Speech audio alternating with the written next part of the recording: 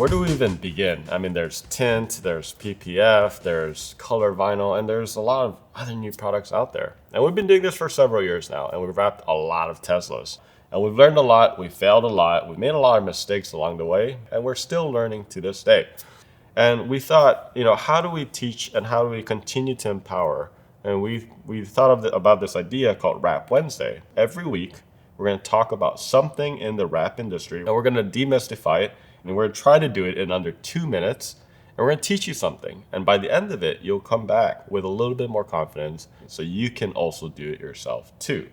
So whether it's PPF, vinyl, tint, or whatever you're wrapping, we're here to help and really equip you with the tools that you need to do this. So if you're interested about learning how to wrap or just learning about the industry itself, please subscribe. Let us know in the comments below about any questions you have or suggestions you have, and we'll see you next Wednesday. And that's a wrap.